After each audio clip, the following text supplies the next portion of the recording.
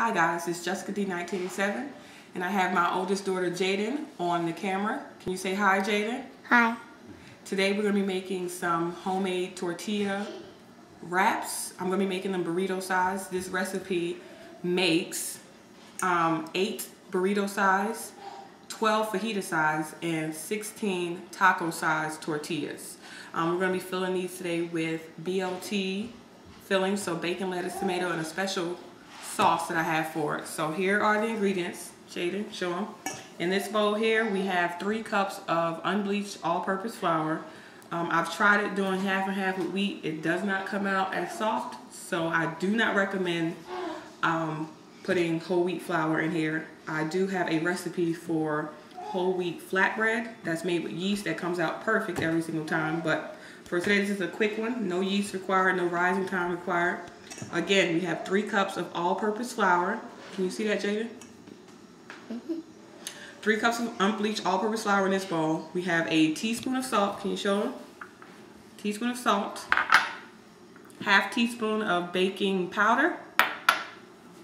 We have 1/4 of a cup of vegetable shortening, and this is the shortening that I use. Can you get a picture of that, Jayden? Can you see it? It's the Spectrum Organic Non-Hydrogenated, so it's much, much better and healthier for you than a traditional Crisco. Okay. And then also we have 2 tablespoons of rendered bacon fat. Now, you can use lard, you can use coconut oil, you can use olive oil, or you can just increase the amount of vegetable shortening to 6 tablespoons. But I really believe the flavor difference is definitely in the bacon grease. Also optional, I have here 2 tablespoons of flaxseed that I ground up in my coffee grinder. We don't drink coffee, but I grind my spices up in there. And here to the side, we have 2 cups of really, really warm but not hot water. And you may or may not need to use all that depending on how old your flour is, depending on the humidity in the weather, but I will show you the texture that you need. So Jayden, come on around next to me so you can see what I'm doing. I'll move these that way. So in this bowl, we're going to add in our dry ingredients: salt, baking powder, and our flaxseed. And we're going to whisk these together.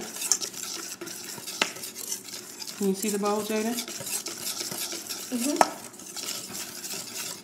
All right, we're going to mix it really, really well.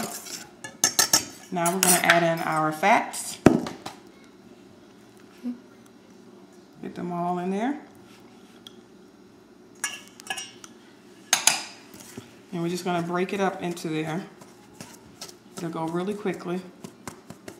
And like I said, this recipe will make 8 burrito size. So that's what I'm going to be making tonight because I'm using it as a wrap. Now if you were going to be making fajitas or making tacos for taco night, if you like soft tacos, it will make 12 fajita size and 16 taco size. So you see quickly it's already being worked into the flour. And it doesn't need to be too fine, but you don't want any big lumps like that one there. All right.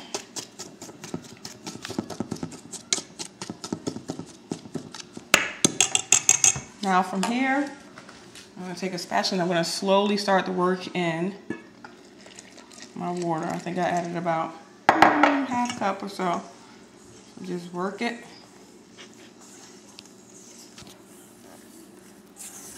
Can you see that, Jayden? See, it's starting to come together.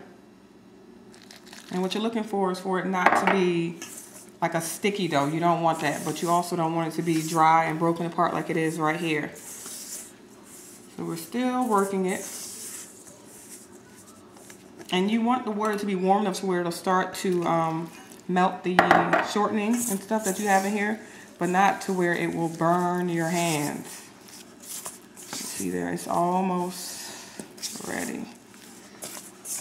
And I didn't even use the full 2 cups. I want to say I used about a cup and a quarter, but there have been days where I've needed to use the full 2 cups of liquid. So like I said, you just want to eyeball it and go slowly. Okay. And I have a little bit of extra flour here. You can back up. Do you see what that looks like? Okay, we're gonna put a little bit of flour. You can start it off in a bowl. So I'll sprinkle in a little bit of extra all-purpose flour. Take my hands and you just kind of knead it.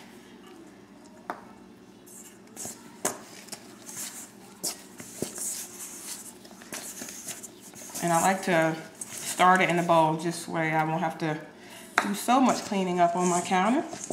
But by all means, you can take it out and knead it on your lightly floured counter for a few minutes. And you just want it to get smooth and come together. Let me see here. And now I'll take it out of my bowl so you guys can see a little bit better. We got a little bit of flour here. I'm just working it. Can you see me doing that, Jayden?